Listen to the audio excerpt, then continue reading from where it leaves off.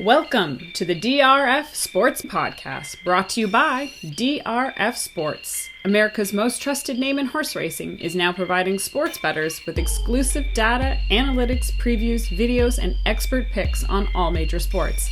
Bet smarter and have more fun doing it. It's the DRF Sports Podcast, and now your host, Sheldon Alexander. Ready, set, bet. This is the DRF Sports Pod, episode 48. Make sure you like and follow wherever you get your podcast. I'm your host, Sheldon Alexander. Today, we've got a good one coming to you, and it's a little bit different. Just a little deep dive into the numbers. We're doing a numbers game today. But first, be a pro and win with DRF Sports Pro, introducing DRF Sports' all-new premium data feature on drf.com/sports. For $99 a year, which is just $8.25 a month, you can get industry-leading betting trends, angles, and analytics. With the playoffs here, it's the best way for you to make some money this postseason and have fun while doing it.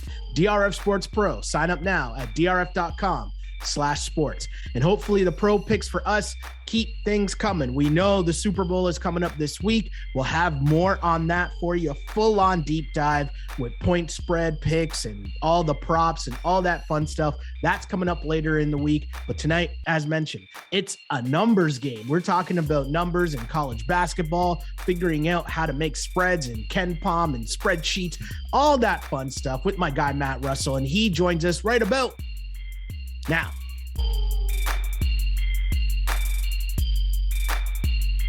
All right, so with the NCAA basketball season underway, and I mean, really kicking into high gear, we're almost at conference tournament time. A lot of people want to know some questions about, just how do you figure out what point spreads are going to be? How do you figure out which side you're going to be on? So we thought it might be a good idea to take a little bit of a deep dive. And we talked during the NFL season a lot about ratings, the importance of rooting the quality team so that you don't overreact to the good or bad game. So let's try to do that with NCAA. And I think, Matt, thanks for coming on again, obviously, because you're going to be giving a bit of a lesson here. But I think where else would I have to be? I think for sure, let's start with some basics though, right? And before you create a point spread, how do you rate these teams? Yeah, so this is going to be a fun episode. Grab your pens, your pencils, grab your spreadsheets, hit pause. We'll give you plenty of time. All right, ready, hit pause. Okay, you guys are back. Great. So fundamentally, we talked about in the NFL season, the idea of ratings, and I like to, because it's kind of clean and, we can converse about teams rated at, 50 or 75 or 25. I like to keep it at a rating level of 0 to 100. Right. We all sort of understand that conceptually from, going to school and getting our grades back. And, mine might have been in the, 70s, maybe the occasional 60s. Maybe the real tryhards out there were up in the 90s. Maybe they were the Gonzagas, if you will, of high school, et cetera, et cetera. And so the important thing to remember here is that this is sort of a, intro to, right? This is a 101 class, if you will. And you don't need some sort of like elaborate math background to be able to do it. Like the trick here, the sort of secret is it's actually relatively easy and it's relatively basic. The problem is nobody gives you these tools to be able to do it. Nobody sort of tells you how to do it out there, right? Everybody's just slinging picks around. Nobody ever says, okay, here's how to make your numbers. And by the way, these aren't picks. This isn't some secret code on how to find value necessarily. This is just to give you a leg up. Before the book posts the number, what do you think the number should be? And it isn't really what you think the number should be. It's what should the number be, right? Like what just should it be here? So, a couple of different things here. One, for college basketball, the reason it's so relatively easy is because unlike some of these other sports, we have really easily digestible metrics out there, right? KenPom.com is the one we're going to use. Ken Pomeroy has been doing it for 20 plus years. And so you can sit there and be like, well, I'm going to create my own rating system, my own efficiency models and all of that sort of thing. But Shell, it's never going to be better than him. right? Like, why the arrogance that someone might have to be like, well, I'm going to top Ken Pomeroy. And now listen, people have tried to do it. And I'm not saying that those people haven't succeeded. There are plenty of different metric systems, if you will, out there, different rating systems. And so you can pick one, and just go with it, right? Or you could try your own. But again, why wouldn't I just use KenPom to sort of figure this out? So KenPom.com, and you don't need a subscription. You just have to go to the main page of old KenPom.com and you have all of this stuff. So again, like, why would you create your own formula when KenPom can help you do it for you? Now, you need a formula to get to a point spread, but we'll get there in a second. And so when we use his efficiency metrics, right, the goal is to create a rating out of 100. Really just for ease of communication. So I can say to you, man, hey, yeah, I think Gonzaga is a 92 and Duke is an 84 and, IUPUI is a 7. We'll get to them here in a second.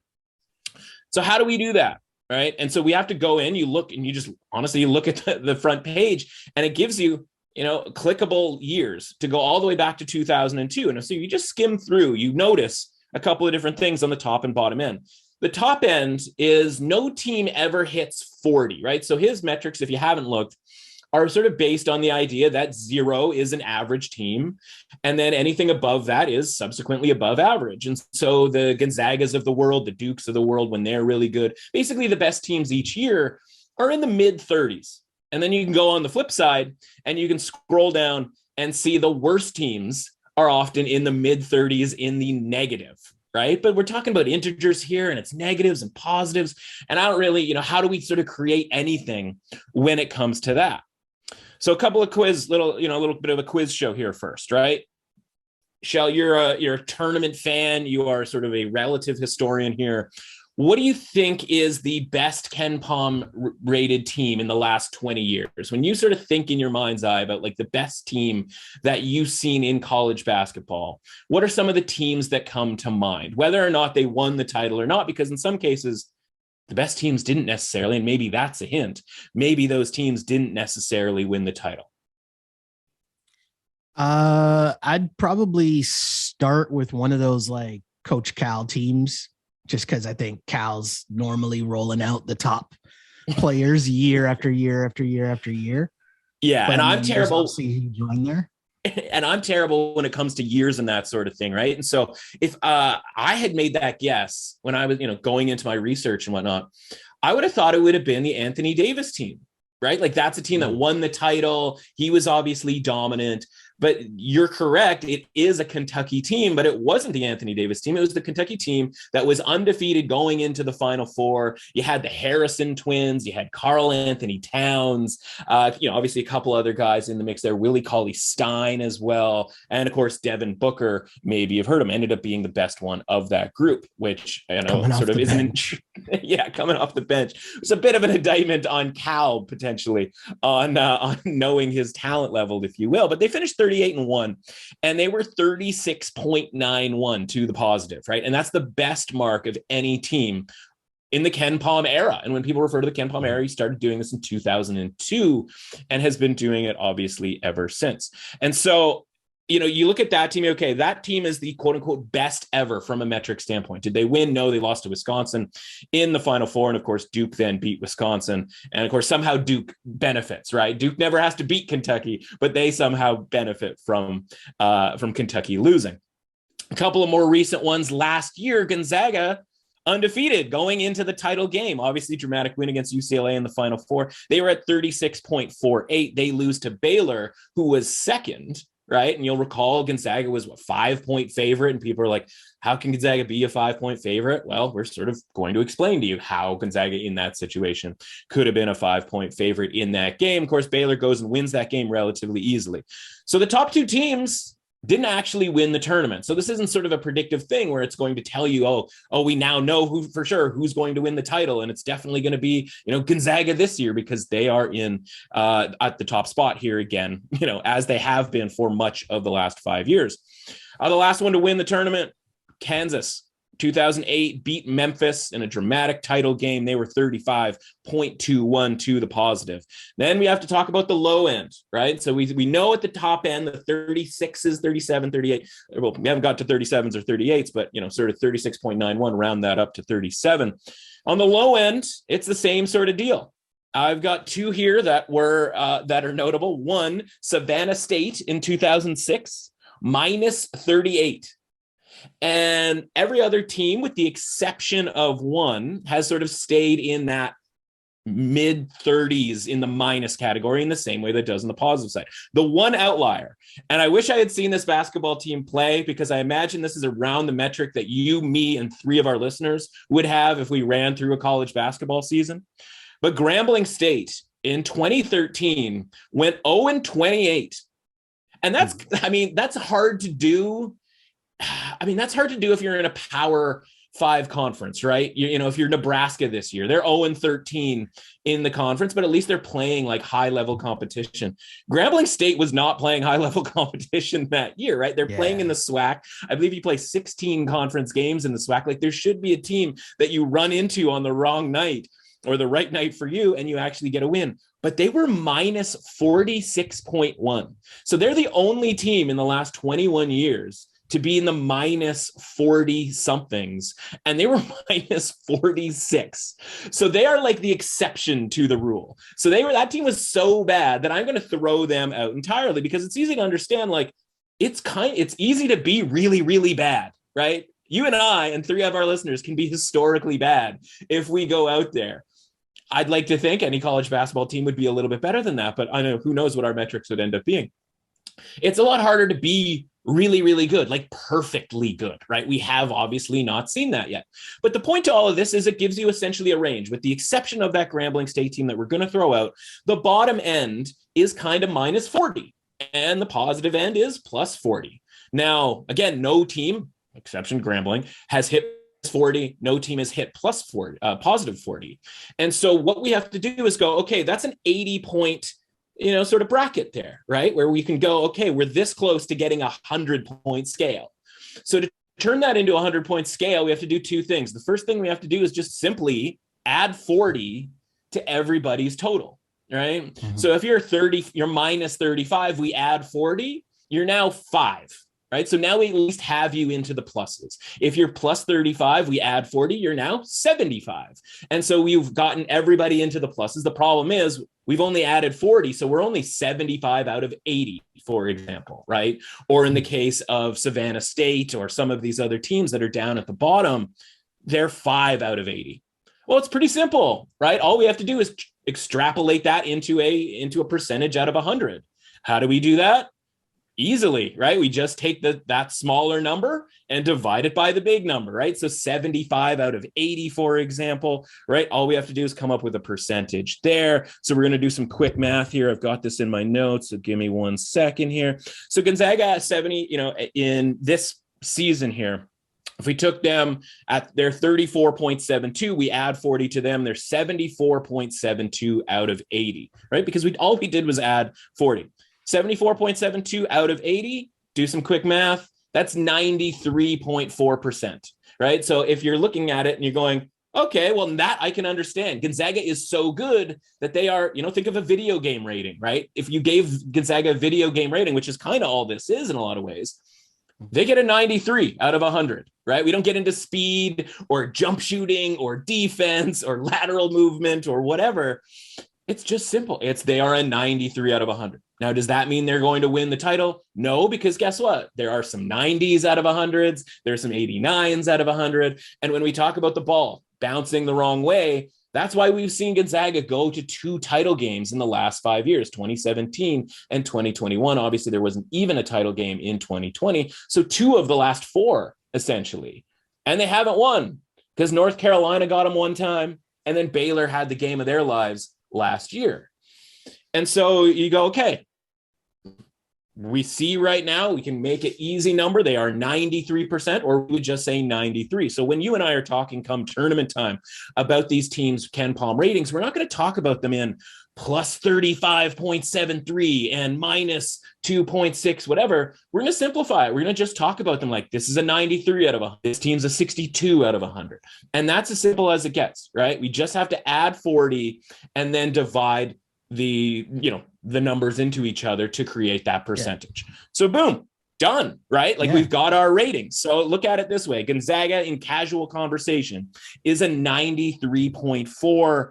Southern Utah right now, if you look at Ken Palm, they are the dead even team of the season so far. Pretty basic. They are sitting here almost at a perfect zero. They are 0.01 to the positive. Well, that's incredibly easy, right? We add 40. They are now 40 out of 80. 40 out of 80 is, of course, 50%. And so 50 is their new rating number. The worst team in the country, as we sort of go down here, IUPUI, they are minus 32.86. They have a ways to go to get to the legendary Grambling team of 2013. But fortunately for them, they're not anywhere near historically terrible. They are just the worst. And so they are at minus 32.86. Shell, what do? We add 40.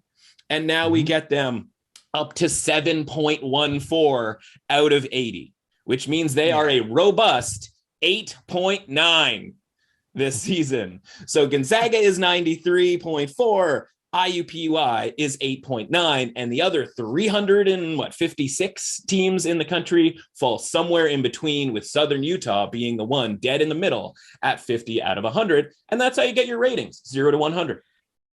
Okay, so even like with the ratings out of 100, how do you get the point spread, right? Because Gonzaga was a 93. The average team is a 50, as we said. The Bulldogs, like, you're not going to be a 43-point favorites, right? And you definitely wouldn't be 80-plus point favorites in the tournament if for whatever reason you're playing IUPUI or whatever, right? Like, that wouldn't happen. Yeah, exactly, right? And so that's just for sort of basic level of conversation, right? That and that's, and again, you could, if 0 to 20 makes more sense to you and 0 to 200 makes more sense to you, right? But everybody can kind of understand 0 to 100, right? So using ratings to project point spreads, that's what we're trying to do here, right? And so simply, you mentioned those, subtracting those teams into each other. Obviously, we're not getting point spread there. And simply subtracting Ken Palm ratings doesn't work, because a lot of people think those Ken Palm ratings are just sitting there and like, oh, okay, well, we'll take Gonzaga and we'll subtract, they're going to play Kentucky. And so Gonzaga is a 34.61 and Kentucky is 28.85. Well, you subtract those and Gonzaga would be a 6-point favorite. Well, no, right? Like, just first of all, no. And second of all, it's not any different really than what you said about IUPUI being 80-point underdogs. Gonzaga is not going to be a 70-point favorite against IUPUI, right? And so this is where I think people kind of get lost in translation in a lot of cases. And so, think about it this way, Shal, like, what's the biggest point spread you can sort of imagine in a college basketball game? Like, just logically, you're sort of sitting back and you're like, man, this team is 40-minute game. Like, this team's minus what to this team? Like, and again, we'll say it's a neutral, so we don't have to deal with sort of any sort of other factors or whatever, right? But like, what's a rough estimate of like a point spread that you would expect to be really high? Like in the NFL, for example, right? Like, we saw the best team in the league play the worst team in the league, and it was like minus like 19 or something like that, right? And that wasn't even, we didn't have any legendarily awesome teams. We didn't have the Patriots of 2007 or whatever it was, and we didn't have any as bad as some of the teams were. We didn't have any legendary terrible teams like the Jaguars from when they were absolutely at their worst. So if you took sort of the best team ever in college basketball and you played the worst team ever, what do you think the point spread would be, knowing that like there's only so high it can go, like we mentioned, as far as like you're not going to see a minus 80 or something like that? What do you think, sort of logically? I don't know. I feel like I've seen like 20-point spreads before, like pretty in the tournament. Yeah, totally. Right. So I'd say it has to be upwards of 25 at least, probably even 30, somewhere around there. Well, that's the thing, because we're so used to like flipping on a 1 versus 16 game in the tournament, right? And it's Duke against, whatever state. And you see them, you're like, oh man, Duke's a minus 25. If you see it even a little bit higher than that, a minus 28, you don't think of the idea of Duke playing the worst team in the country. You don't, because we never, by the time we sort of lock in on college basketball, it's either conference tournament season where like the worst team, Nebraska in the Big Ten, is playing Purdue. And you're like, oh man, Purdue's an 18-point favorite in this one. You don't think like, oh, but what would happen if Gonzaga played the Savannah States of the world, Alcorn State, Delaware State? Well, the answer is they actually did play Delaware State and Alcorn State this season, and Gonzaga was minus 40 at home. They were minus 40 at home.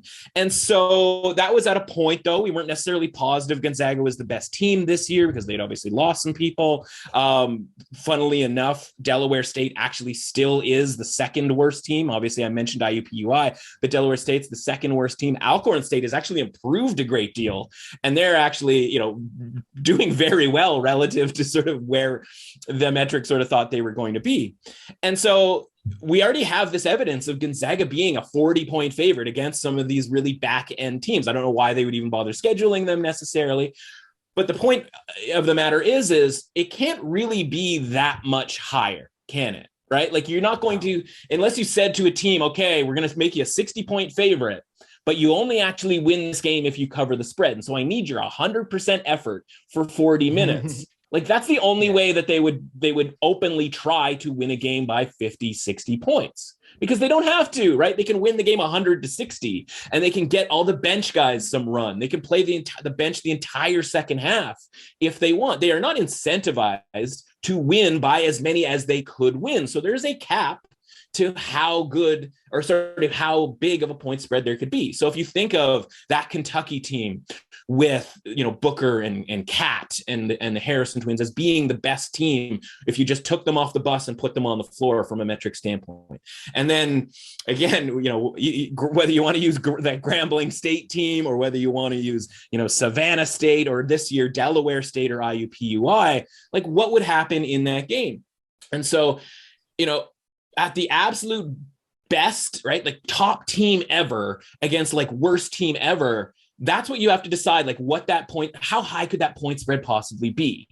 And so this is where the science becomes a little artistic, right? Where you can put in the number 40 because we see a 40-point spread, but we also see a 40-point spread that included Gonzaga having home court advantage. It also includes Gonzaga as not considered the best team ever back in November, right? And certainly we don't think of them that way now. So there's certainly ways to go up when it comes from that 40 point.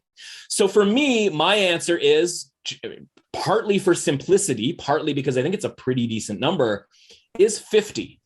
I think if Kentucky from 2015 played, IUPUI from this season on a neutral court, you could make the point spread somewhere close to 50. Not 50 because Kentucky wasn't perfect. Kentucky wasn't a 40, right, out of our system or out of Ken Palm's system. And, every team other than Grambling State wasn't a minus 40, right? So if a plus 40 faced a minus 40, I think that point spread would be 50. People can disagree. They could go higher. They could think it'd be 60. They could go lower. They could think it'd be 40. I think it's 50, okay? And again, because you can sort of make some moves around that, that's where things become subjective. But for me, I think it's 50. And it also helps that 50 is a really nice round number. And so, Shell, if the most anybody can be favored is by 50, what's the least anybody can be favored by? The answer is obviously 0, right? Like that's what a pick'em game is, right? You can't be favored by less than 0. That's not how it works. And so if you are a favorite of over one team, and again, we use that sort of perfection idea of this plus 40 versus a minus 40, that would be a point spread of minus 50, excuse me. And if you had teams that were dead equal, that would be a pick'em, right? And so how do you get in between? Well, we're using a rating system of 100. Well, there's some pretty easy math right there, man. All you have to do is divide those numbers in half. Right? Yeah. You want to get to a scale of 50 and you're sitting there with a scale of 100, just divide it by 2. In your mind, you can think of it this way. Each one of those ratings points from 0 to 100 is worth a half of a point, right? So in my ratings, a 93 goes up against a 92. Guess what? That 93 is going to be favored by a half point. And you can use it, you can, depending on how your mind works, right? You can just do it that way. Or you can go, well, a 93, if I divide that by 2, well, that's 46 and a half. And a 92, if I divide that by 2, is 46.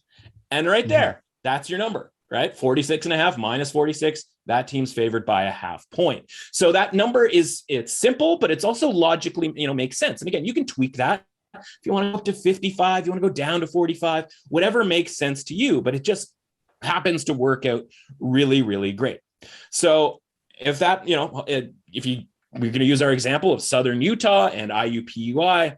Now Gonzaga goes from a 93.4, they are a 46.7.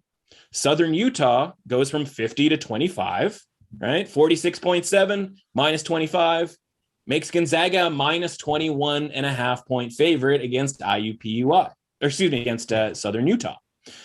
Against IUPUI, right? They go from 8.9 to 4.5. Gonzaga, of course, is still at their 46.7. That makes Gonzaga a 42-point favorite. So we've got our top team in the country going up against our worst team in the country. And guess what? We end up with minus 42 on the point spread, pretty darn close to what we had earlier on this season when Gonzaga had 2 home games against perceived to be really bad teams. One ended up being really bad. The other ended up being actually okay. And they were 40-point favorites in that game, right? So that stuff makes some logical sense. So hopefully that does to anybody. And again, you watch some of these West Coast Conference games, and it makes a ton of sense in that way too, right? Where you go, okay, like how is Gonzaga favored every night by 20 plus points? Well, it's because San Diego is minus 0.84, right? They are below average. They are worse than Southern Utah. Loyola Marymount, minus 2. -9 for Pepperdine, -9 for Pacific, -4 for Portland. Half the league is below average, is below Southern Utah. Gonzaga, from a schedule strength standpoint, would be better playing 10 games against Southern Utah than they would be playing 10 games against half of the West Coast Conference, which is obviously fundamentally the issue once we get to tournament time about whether Gonzaga is battle tested. Yeah, no, for sure. It makes sense. And the thing I want to know, though, is it as simple as taking that number that you just came up with and then subtracting the road team by the home team? Like, is it really that simple? Yeah. Obviously we took this route to get to simplicity, right? Like we found our 100-point scale, and then we figured out what a max point spread would be with 50, right? So we got our 100-point scale, max 50, and we, did some pretty basic math and set up the spreadsheet as such. And so, look at it this way. If you actually have a spreadsheet open out there, and if you don't, feel free to pause this right now, open up a spreadsheet, use Google Sheets. That's where I'm going to use it because, again, this is sort of as basic as this stuff comes. In category A, right, column A, all you'd have to write down is 50s next to the team names, which I would put obviously, pretty darn close to that, right? And so I go all by conference right now. I have different tabs for different conferences so that it's easily manageable, where you only have 12 to 14 teams on one tab. And the only piece of high-tech stuff that you have to do to make this almost fully automated is you got to do a little scraping. Shell, do you do a ton of scraping in your life? Can't say that I do. Can't say that you do. You know who else didn't do a ton of scraping until a couple of years ago? Me, right? I'm not like web coder guy, right? I'm not even spreadsheet guy. We're using Google Sheets here, right? We're throwing it up in the cloud so that you can access it on your phone, iPad, wherever, right? It's easily accessible. It doesn't require high level formulas here. We just did it basically. Hopefully people were able to write down sort of the very basic formulas that I was able to use. But you open up this page, and over on the right side of your spreadsheet, right over, let's call it the M column, right? The very top, M1, you're going to type in =, import HTML, all in capitals. Then you're going to throw a bracket. You're going to open up a bracket. Then you're going to go quotation mark. And at that point, you're literally going to copy and paste the home page of kenpom.com. It is literally https://kenpom.com. That's it. And then you close those quotation marks. You throw a comma in there. You quote, open quotation mark, table, close quotation mark, comma, the number 1. That's it. And what should happen after that is that the entire page that you see on kenpom.com right now populates in your spreadsheet. It's actually, for those of you who have never done this before, it's actually kind of amazing. But that's what scraping is. It's literally taking an actual web page and taking all the information and putting it into your spreadsheet. Now, the problem is, or the sort of clunky part of all this, is it's going to give you every single column from kenpom.com. You don't need every column. You literally just need one. And that one column is the adjusted efficiency margin, ADJ-EM. It's the basic one right there, right? And so the one thing you sort of have to understand here is that you got to keep your eye on this, because every few days, the numbers will change as teams play, right? Like their metrics change and they move up and down.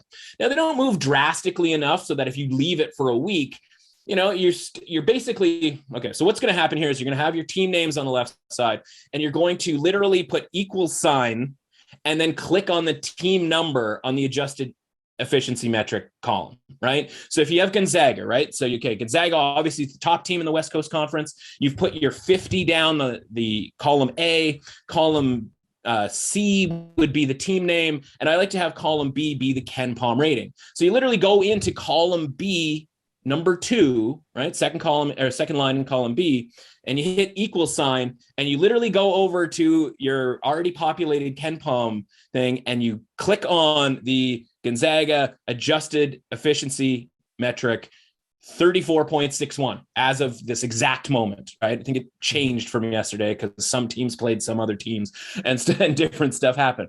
But the point is now you're making this, the point is that you've got Gonzaga here at 34.61, and it just sits there. Now, Gonzaga could go on some terribly awful run and fall down the standings.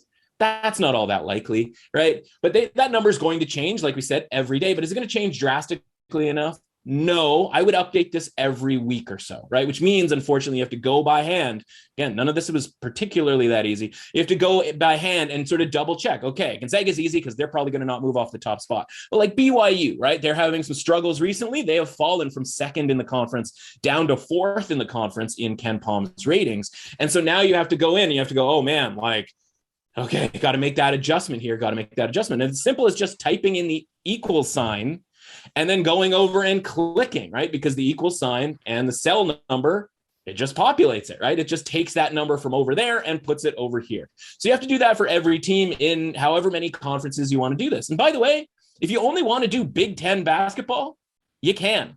If you only want to do the top 5, top 6 conferences, you can.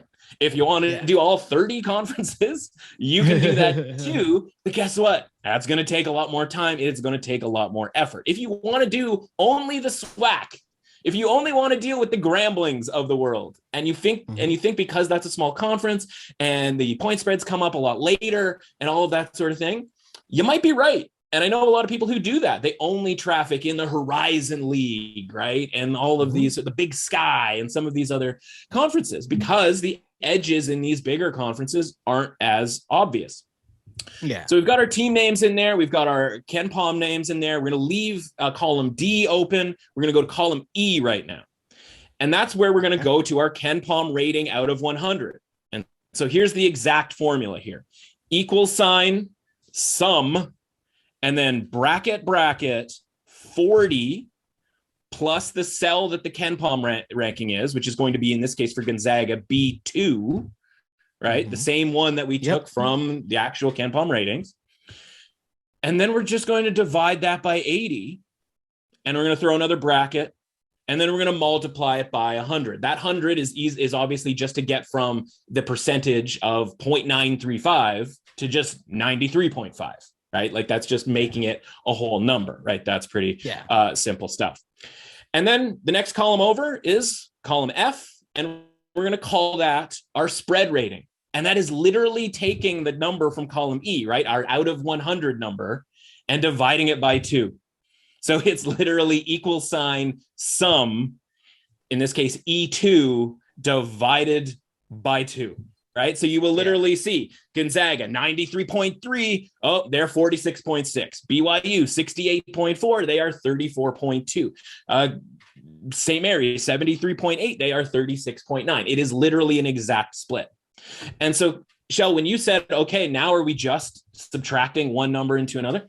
Yeah, we are, because we have our point spread number here, right? So Gonzaga at 46.6, subtract them by BYU, and it's 34, who is 34.2, and that's your 14.4. That's the point spread of the game on a neutral. Gonzaga by 14.4, right? Which is obviously closest to 14.5. That's simple, right? Yeah. And there you go. You are off and running from that standpoint. Yeah, no, it makes a lot of sense. But another thing I always hear you talk about and mention is a market rating. When does that come into play to all of this? Yeah. So this is the other number that you want to create when you're doing this. And so this is going to start with your point spread rating. This is going to be the same number. If the season hasn't started yet, or I like to sort of let the non-conference schedule play out, and that creates obviously more rock solid numbers when it comes to Ken Palm's ratings or anybody else's ratings out there. And so I will literally just wait for those to sort of build up. And then the season is going to start from a conference play standpoint. And it's literally right now, or not right now, but at the start of conference play, it's literally copy and paste. You literally take the same numbers that you have for the point spread rating, and then you copy them in for the market rating. Now, once games start being played, you then can make adjustments, and it's sort of working backwards, right? And so essentially what happens is, this is the part where you get to play around with the numbers, if you will. So let's say our Ken Palm rating, Gonzaga plays BYU, for example, since we have that as our most recent example, and it's on a neutral site for whatever reason, and it's 14.5. And let's say the point spread ends up being 16.5. And so, Shell, you and I would sit there. Again, we haven't made market ratings yet, and we go, okay, the sportsbook makes it 16.5. We have it 14.5. Foremost, that's going to be a bet for us on BYU plus the 16.5, because we think if you literally took the page and stapled it to the television, that Gonzaga would win the game by 14.5 points. Obviously, a half point's not possible, but again, in theory, 14 or 15 points. And we're getting 16.5 points. So we're going to take that.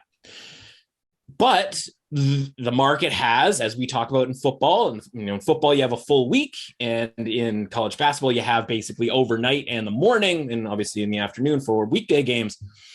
But they have all the opportunity to weigh in, right? They have all the opportunity to bet this line up, bet this line down. And so if there was a massive discrepancy like this, everybody would pile in on BYU. Oh, this line is 2 points off. And then we would see the line move towards us. Yeah. And let's say under this example that we don't see the line move towards us. It just stays there at 16.5. We have to respect that the market, odds makers, people betting, et cetera, have just acknowledged, Gonzaga is a 16.5 point favorite here on this neutral site. And so that's the number in that market rating column that we have to go back and change our point, what were our point spread ratings. So we're keeping our point spread ratings in that column F. We have to change the number in G, the numbers that we had copy and pasted over. We have to tweak those. We have to say, okay, if there's if we're off by 2 points, that means either Gonzaga's 2 points better than we thought they were, or it means BYU's 2 points worse than we thought they were, or somewhere in between. Maybe Gonzaga's up 1, maybe BYU is down 1, right? And so we have to sort of start there and trying to figure out why that necessarily was. Now, the game is going to play out, by the way, and BYU might win that game, and Gonzaga might win that game by 30 points. That's not the point, right? That has nothing to do with the market rating, because the market rating is what the money said. You and I talked about that's what the money's for. The market that's what the money is for. They are the ones telling us what this point spread should be if they happen to play a series, right? A 7-game series. We talk in the NBA, why point spreads don't change. This is why. And so we look at that and we go, okay, I don't care who won, who lost, by how many, whatever. I have to figure out why the market thinks that these teams are 16 points apart instead of 14 points apart. And so let's say Gonzaga wins by 30. Okay, maybe we should move Gonzaga up 2 points as our sort of trial and error type thing. Maybe, the metrics, Ken Palm and our, how we formulated all of this stuff, maybe that's off a little bit, but we still trust that as a general concept, but we want to have this number by comparison. So when I say my numbers are 14.5, the market says 16.5, that's what I mean. And so if that number is 16.5, that number can sort of stay there. And so then the next week, Gonzaga plays St. Mary's, for example, right? And our numbers say that Gonzaga should be a 17-point favorite against St. Mary's. Well, what is the market rating going to say? Well, the market rating is probably going to have Gonzaga a little bit higher because 2 reasons. 1, they had them higher before the BYU game. And 2, Gonzaga won that game by 30 points. And so naturally, the market is going to upgrade Gonzaga. Even if, let's say they won the game by 30 points, but their metrics were just kind of okay. They were just about the same as they always are. So Ken Palm doesn't change anything. They still have Gonzaga sitting there at their, 34.6. Nothing changed there from an efficiency standpoint. Just a couple of baskets went in, right? A couple foul shots went in, something along those lines where just things got a little out of hand. Maybe BYU had a player get hurt, something that's not necessarily reflected in Gonzaga's metrics. So the market rating is going to keep going up because they won that game handily and because we were off by a couple of points. But our numbers are going to stay the same in that case. And so we're just going to sit there and be like, okay, well, now we're getting 3 points of value with St. Mary's the next game. Problem is, I'm using Gonzaga as an example, and this could be any team. The problem is literal Gonzaga outperforms their metrics all the time, right? They are covering a lot of these games. They're covering, and by a billion points, right? We just watched them against BYU on the road. Even the best teams of the mid 2000s or 2010s or 2015s, that team would go on the road and lose to BYU. They would lose to St. Mary's. Maybe that has more to do with where St. Mary's and BYU are right now. But they are covering 14-point spreads on the road against these teams now, right? So they're a good example, but they're also not a good example because they outweigh their metrics all the time. But they're a good example because you sit there and you go, okay, well, how high can the market go relative to what the metrics are actually showing us, right? And so that's how sort of number discrepancy kind of gets created because we talk about in the NFL, right? Remember the Cardinals, if their market rating kept going up as it was because they kept winning games, they start the season 11-0, and you and I are sitting here going I don't really have any reason to change my rating. And my rating is 1.5, 2 points below what the market rating is. So I'm going to have to keep betting against the Cardinals here and hope sample size just catches up. Right. And then enough games get played that eventually the Cardinals are just going to show that they are not that great. And of course, they ended up doing that. And now, again, people in the sort of college basketball universe would that's the thing that they're going to use to kind of trash Gonzaga a little bit, is just going I don't know how they're covering all these huge point spreads, but they're also playing really bad teams. And it can become a lot easier to sort of finish off some of these really bad teams versus finishing off the middle level team in the Big Ten, for example, who has been through the trials and the tribulations, right? And so fundamentally, that's what the market rating does. And so that's the one that's actually kind of the most fun because you go throughout the season, and we'll get to sort of a game by game thing here, but you go throughout the season and you go, okay, all right, I have to move them up because they were 3-point favorites here, or I have to move them down because they were 2-point underdogs here, even though that they're a 4-point favorite here. That's the part where you start playing around and you get to sort of change that rating. The Ken Palm number never moves, right? That's the science. That's the number, the point spread rating that we have for a team. You sit there and you leave that and you never touch it. The market rating, you have to play around to, as you like to say, make it make sense. Right. You get to use that number to make the point spreads make sense. How do we sort of, it's I know it's not really like Wordle, but it's the next hot thing will be market ratings, because that's where you take the numbers, you move the numbers around to try to make it make sense. And we'll talk about that here in a little bit. Yeah. I mean, that's all sounds super interesting, but there's one pretty important factor that I haven't really heard mentioned yet. And that's home court advantage. How does that fit into this? Yeah, and that's the age-old question, right? Whether it's home field advantage in football, and or the difference between college football and the NFL. And we've talked about how we are dropping NFL football or NFL home field advantage so much, where we go, okay, I kind of think this is a 1 point type of a deal, maybe 2 points for home field advantage. College basketball, man, you watch. I mean, just tangentially, you're just watching games, and you go, this team would never win this game if it was on the road. Right. So how much, so college basketball, like home court advantage, like this team beats this team. Like, I mean, Texas and Kansas played last night and Texas wins that game and they were 1.5 point underdogs. And you flip that game to Kansas. And I imagine that, obviously would change quite a bit. And the standard is 3 points. And that's, it's the same as it used to be for NFL. It's funny how like two different sports, two different ways of calculating, or scoring essentially have the same level of home court advantage. I have always felt that that's not necessarily correct. I kind of think it's more than 3 points. Okay. So what I do is I sort of start with a standard of 3, which is basically accounts for travel and like just being in a different gym. And listen, I, played high school basketball and like there were no fans in the stands. So like home court advantage didn't exist from like a noise perspective, but it did because you would walk into like a weird gym and like maybe it was that school that didn't have glass backboards yet. Maybe that's showing our age. And you're like, how does the school not have a glass backboard? Or like, like they had some sketchy floor set up where it's like, this isn't hardwood, or this isn't, there's like cracks in the floor. Like, what kind of dumpy place is this? Right. And so like, that has an effect, to how many points, who knows? So I start with 3 because that's sort of standard. You can start comparing point spreads. Look at that Texas-Kansas game last night, right? Kansas is a 1.5 point favorite. Well, what do you think they would be if that game was played in Kansas? It's probably something along the lines of 7.5, 8, right? Where you take 3 points away and then you add 3 points, right? As you move from neutral to home court. And so if everybody's just going to say that it's 3 points, then like you kind of do have to start there.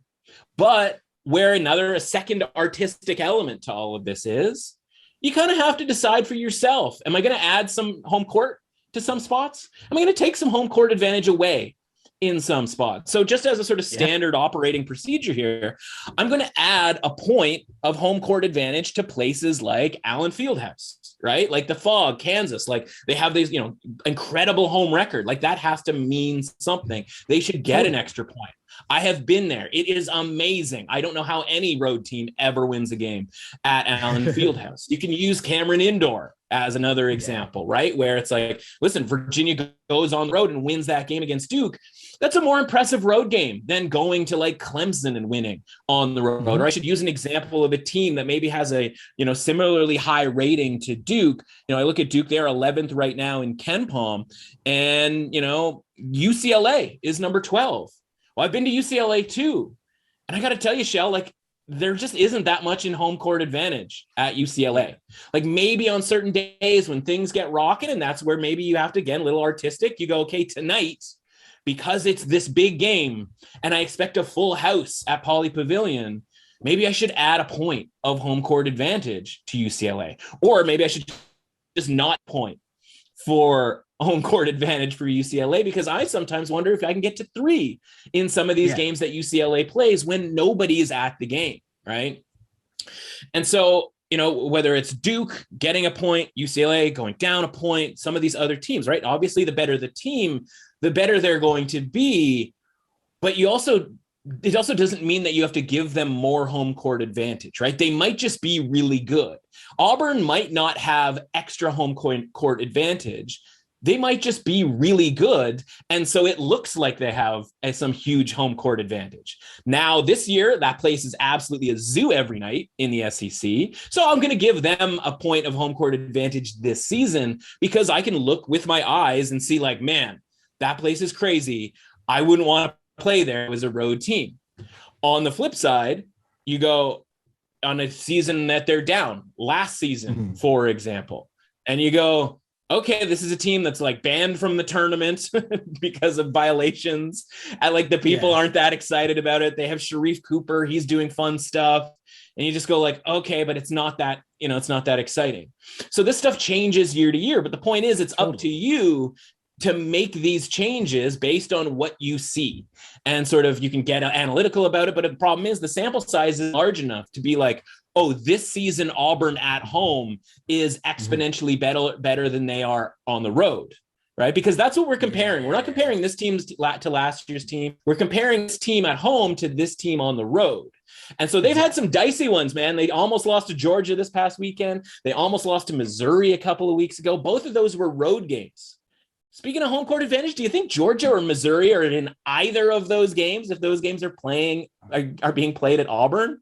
Right? Like those are probably 10, 20-point blowouts at Auburn, but they are tight games on the road. So how could it only be 3? Right? How could home court advantage only be 3? Problem is you have all these other matchups throughout the country that you have to account for. And so that's where the artistic element comes in, where you start with 3 and you go up or down from there. I mean, Shell, look at last week's game between Texas and Texas Tech. Chris Beard goes into Texas Tech, and that number ended up opening at 6 and closing at 4. And 4 was the correct number. Actually, might have been a little bit low relative to sort of if this was any other game, home court advantage, obviously for Texas Tech, et cetera, et cetera. But if you watch that game for 5 seconds, you didn't even have to watch the game, just watch the start, the pregame. You know the vitriol that is being slung at Beard for 40 minutes from that Texas Tech crowd. How do you only call 3 points of home court advantage in that situation? Right? That's an uncharted territory for a Texas team that, listen, they're college kids, right? I could say that they've been put together this year and they haven't had a chance to gel, but guess what? That's every team in college basketball. And so what is it supposed to be? Is it supposed to be 3 points of home court advantage? No. Is it 4? Certainly didn't seem like it. 5, 6, 7, like how high is it supposed to go in those types of situations? So that's where you have to sort of judge things. And again, before the game, you're just kind of guessing like, yeah, I know they're going to be mad. I know they're going to wait outside for the bus to roll in, but like, are they going to be crazy for 40 minutes in that game? Well, they were, right? And they ended up winning that game relatively comfortably. So like, you have to be a little artistic when it comes to this. I like to add a point for geographically difficult locations. You're saying like, what do you mean geographically? Are they playing on a boat somewhere? No, Wyoming, Colorado, Utah, some of these high elevation places, right? Where the home team is used to it in the second half, where maybe the road team, you're coming in from San Diego State, right? Very, on the sea. And now you have to go and play in this high, elevation, I guess it is high elevation place, right? Altitude. I always get the elevation altitude thing jammed up. The high elevation place. And so I'll throw an extra point Colorado and Utah's way. Now, Colorado and Utah year to year might not be very good, but at least in the home games that they play, I'm going to lean towards those teams. And that's by adding a point, maybe even 2 to their home court advantage, right? Obviously, if they're undefeated at home throughout the non-conference, maybe a couple games into the conference season, then I'll adjust it. I'll be like, okay, maybe that's probably worth 2 now. And so that's an element there, and the other thing is you can sort of test this. And this is why we talk about market ratings first and then home court advantage, because you can back test this as well. Because if you're looking at your numbers and you go, okay, we're 5 games into conference season, my number is off by 1 point every time Wyoming is at home. Well, what do you think's gone wrong there? You didn't have enough home court advantage, right? Or you had, if this is a different team, maybe you had too much home court advantage. Maybe you are off by 1 point on UCLA in every game because you've been giving them 3 points of home court advantage. I'm talking closing lines. I'm not talking about the way those games ended, because again, the closing line has to be the thing that's sort of treated like gospel in the marketplace. And so when you're playing around with those market ratings, when you're looking at the point spread and you're going, man, I'm off by 1 point on this one team every time, it's because you don't have enough or you have too much home court advantage. So from a physical standpoint in the spreadsheet, I put a 3 underneath both the point spread ratings of all the teams, right? So you have your list of your teams, and then you put a number 3 right below it. You have your list of your teams, not your teams, I should say, but your list of your point spread ratings and your market ratings. And you put a 3 underneath both. We'll talk about why you put that there in a little bit. And then in that column, the D column, right? We talked about how you leave the D column empty, right? So the A column is just 50s all the way down the board. And then the B column is your copy, essentially your virtual copy and paste of the Ken Palm actual rating. And column C is the team. Column D, we left open because that's where you're going to put a 1 or a -1 next to whatever team you think needs a change in home court advantage, right? So standard is 3. That's at the bottom of the screen, essentially. And then next to, say, Gonzaga, man, do you want to play at the Kennel? No, really. 1, they're really good, but 2, place is crazy no matter what the opponent. Okay, I'm going to give Gonzaga 1 point for home court advantage. Maybe I have to give them 2. We're going to cross-reference that with the market numbers, etc. I got it. I like it. So my last thing here, though, is like to, I guess, break down the game by game. Like, how do you build it as these games are played? Yeah. So here we go. This is one where you really want to have the pen and pencil ready. So below, right, you've got we just talked about the columns, right? And so that's sort of the top of your spreadsheet. That should go to, depending on how many are anywhere between 12 rows to, obviously, in the SEC, you'd probably be looking at 16, 17 rows. You've got, obviously, on the right side, you have your data scrape of, just the mess that is the KenPom list, right? You want to sort of almost keep that off screen just because you don't need it, other than to just sort of allow it to keep populating, allow it to, it's just your copy and paste for before. We're essentially done with it. And then so below your team ratings, that's when you're going to go game by game. And you're going to start on game 1. Obviously, you were halfway into the season. So if you're looking to build this, you've got your work cut out for you here a little bit, because you have to go back and grab a bunch of games. But column A is going to be the date, right? Pretty simple. Columns B and C, the road and home matchup. Road first, home second. Column D, we're going to leave that empty. That's the column that has the home court advantage from up top. We're just going to leave that empty, give us a little space to breathe. Column E, we're going to literally copy the home team into that cell, essentially, right? So that we have, an idea of, okay, that's the home team. And trust me, it's easier for readability purposes. Column F is going to be our projected point spread. So it's right in line with column F, our point spread rating, right, from above. And that's where we literally take visitor minus home minus standard home court advantage. So in the case of, as we mentioned, Gonzaga, you've got them 46.6 minus BYU 34.2. And if BYU is the home team, well, it doesn't really matter. BYU is the home team under this example, minus 3, right? So you get your 14 points, right, from your neutral site that we talked about earlier, and then you subtract 3. So Gonzaga's not a 14-point favorite. They are an 11-point road favorite. And so that's your number. So you're sitting there and you're looking at your screen and you're going, okay, date, Gonzaga, road team, BYU, home team, space to breathe. We copied BYU into the next, and then our number, which is just 11.1, right? And now, so okay, BYU plus 11.1, right? There isn't a minus next to it. They are 11.1 home underdogs. Simple as that, right? And you can go, and now you sort of go, okay, and you literally copy that formula, right? Because you're taking Gonzaga minus BYU minus home court advantage. You literally just copy the cell and copy right next to it underneath the market rating. And so now that's going to take the number to, each number to the right, and that's going to copy those numbers. And so you're going to say, okay, well, BYU and Gonzaga here, or I should say Gonzaga at BYU, which of course happened this past weekend, right? Oh, okay. Our number is sitting there with our home court advantage. We talked about how it's 14. Okay. And then now with home court advantage, 11. And then you look at the market rating, and the market rating might be 13. And you're sitting here going like, okay, there's a discrepancy right there. That'll be interesting to see where the point spread ends up landing. Well, this past weekend, the point spread landed at Gonzaga being a 13-point favorite. So the market rating is going to predict that point spread. That's what the market rating is sort of, there to do. The market rating is going to predict the point spread, where your rating is going to predict your bet. And maybe all those 3 things are equal and the number is fair and you just walk away from the game. That's fine. But if the market rating and the point spread are equal, you go, okay, I've got a good understanding of what the market rating is for these teams, but my point spread rating generated from KenPom says that it's 2 points off, and I'm going to bet BYU. And it's not going to matter because Gonzaga is going to win by 30, but at least that's sort of, that's the idea of sort of telling you what to do there. So In column H, the next number over, that's where we're going to write down the opening line, right? We're going to tune it. We're going to lock in the night before the games. This happens around, after basically 7 p.m. Eastern Standard Time for the, next night's game. We're going to go in, we're going to look, and we're going to go, okay, Gonzaga opens -13. We type that in. And we go, okay, so Gonzaga's -13. Market rating says Gonzaga should be 13-point favorites.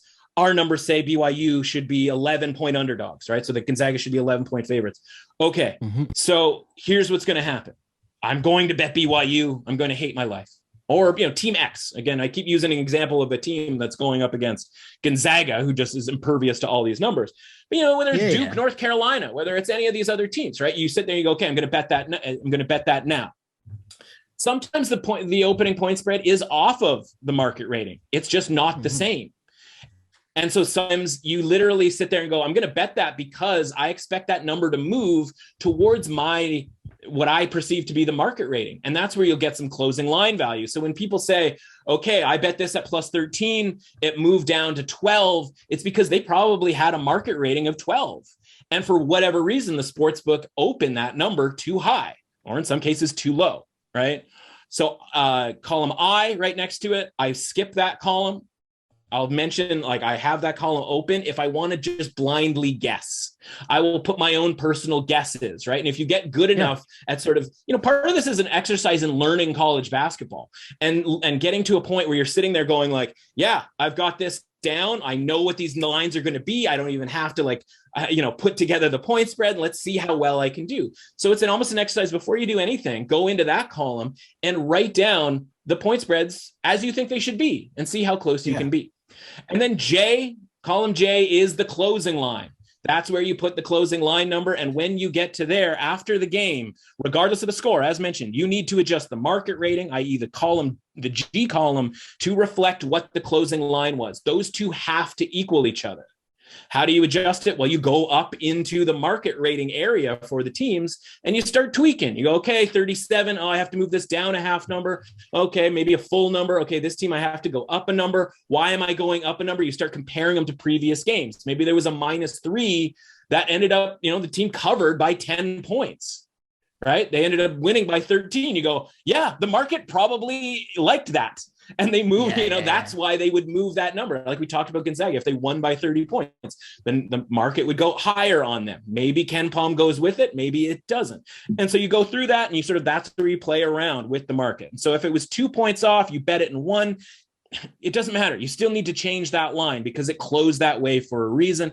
Sometimes you have to look at what was the reason. Why was it 2 points off? Why was Gonzaga 2 points better against BYU in the point spread than we thought it was going to be? Well, you have to look up, was somebody injured? What was there a COVID break? Like all of these different elements that kind of pop in, right? You have to make a note. I make a note up in this sort of JK area up at the top next to the team where I'll say a guy like Ochai Agbaji, we saw him last week. He gets ruled out against Iowa State. That line falls from 4.5 to 1.5. You go, okay, well, does that mean Ochai Agbaji is worth 3 points? And the answer is maybe, right? Like maybe it was just because of him. Maybe it was because Iowa State at home is an attractive proposition as an underdog. Maybe that line was going to close 2.5 anyway. Maybe it was going to close 3, something along those lines. Maybe Agbaji is only worth 1.5, but we get sort of tricked into thinking he might be worth 3. So you have to go back and you have to look, right? And so I use, color system to sort of cross-reference previous games where I sort of have, okay, this one color is for games that, the point spread or the game ended in a correct way. BYU being favored by 12.5 points against Pacific.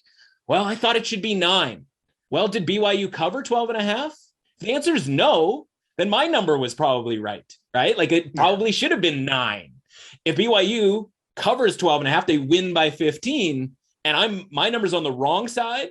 Well, that's not good, right? That's bad news, Bears. I gotta color that a different color, right? And so the darker the color, sort of the worse you're off when it comes to those numbers. So that's something for people out there to sort of do on their own as far as being able to play around with it. And so ideally, you don't want any of those sort of dark numbers, those numbers that went the wrong way, where you thought the number should be 9, it was 12.5, and they won by 15. You thought the number was 1, the number was 3, and they won by 7. That type of stuff is going to happen, but the fewer times that happens, the better off you're going to be when it comes to looking at your numbers. And so that's where I'll make that note about sort of who I'm looking to bet right next to there in that K column, right? And so if I'm going through, I'm going, okay, getting a 2-point advantage, a 1.5 advantage, something along those lines. I'm going to write in that next column, that K column, boom, that's where I'm writing, okay, I like blah, blah, blah tonight.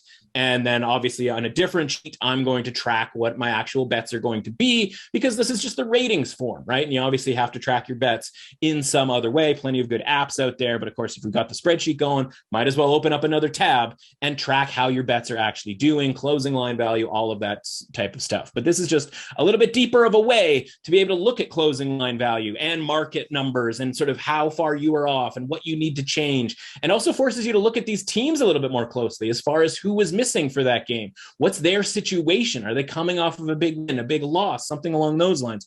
All of that is just a purposeful, educational type technique, essentially, when it comes to making these numbers and following the game.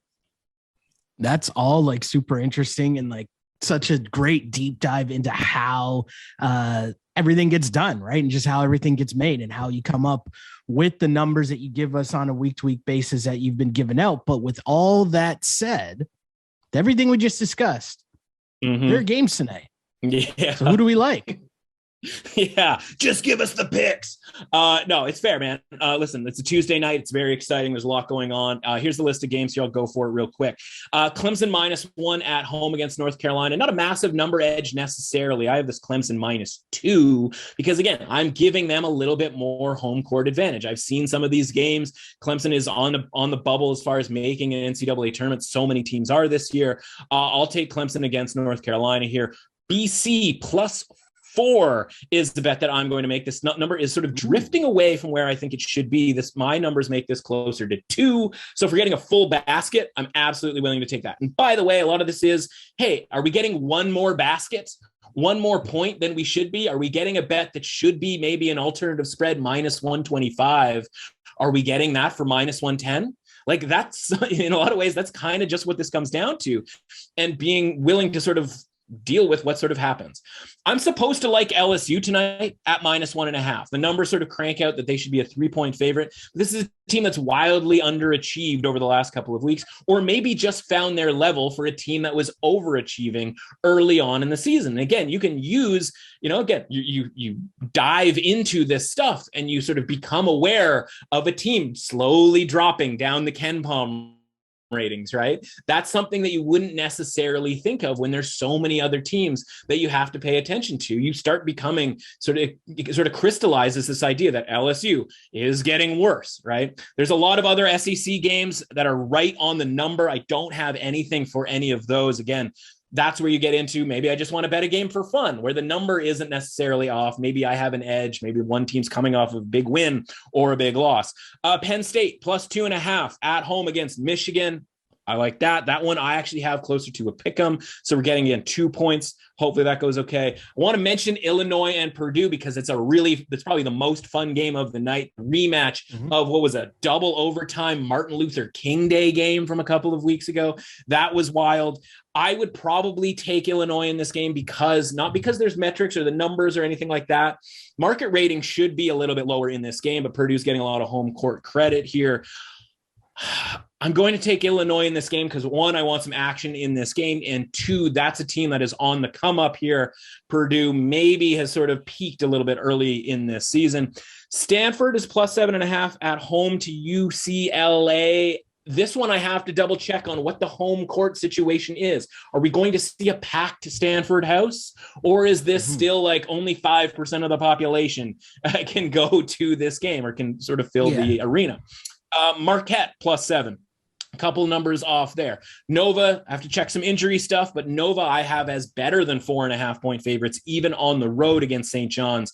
So Nova minus 4.5 looks like it may be a play. Creighton, I like a little bit at minus 7.5. If we could get it down to 7, right? We're talking those key numbers on the free throw type setup, right? Where you get into like 4, 5, 6, 7. You want to get as many of those as possible. If we can get that down to 7, I would absolutely do that. If we can get East Carolina up to 6, where they're at 5.5 right now, I'm going to be waiting for +6 there. A team that we've been a lot on, I couldn't tell you anything about them, but for whatever reason, the metrics keep saying bet Fordham, and it's actually worked out pretty well this season. So I don't see why we wouldn't do it again. Fordham +12.5 tonight. And then the West Coast Conference, talked a lot about them, just using them as an example here. Portland +18 tonight against San Francisco. My numbers, the Ken Palm point spread rating has this closer to 15.5. So we're getting a couple of points. Obviously, the bigger the point spread, maybe you want to have a bigger sort of threshold for where you're looking to play it, right? If there's, if a game is +2 and you have it at 1, okay, like that's pretty big. When we're talking like 18 and 17, that's not necessarily as important, right? And so this one, I want to have kind of a 2-point differential here, and I actually do. So Portland +18.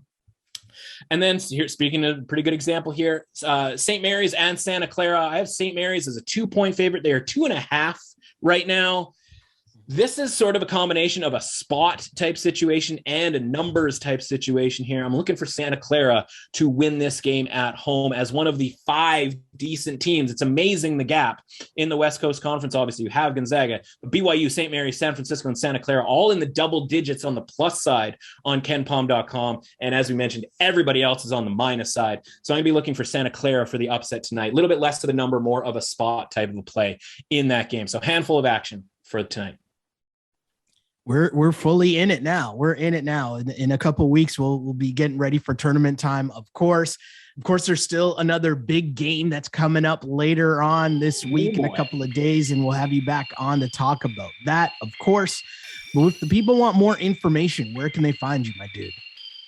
Yeah, for better or for worse, we had a rough day on Saturday, 10-16 in college basketball. So for all of what I've just said here, take that with a grain of salt. Back in the win column on Sunday with a win, and Monday also with a win, as we've treaded lightly over the last couple of days. So hopefully tonight goes well. But at MRussAuthentic on Twitter is the spot for all of this stuff. Everything that I write over at The Score gets retweeted through there. And as you mentioned, the big game on Sunday, got a ton of good stuff coming for that, which we'll talk about later on in the week. Sounds good, my dude. Thanks for stopping by. Thanks, brother.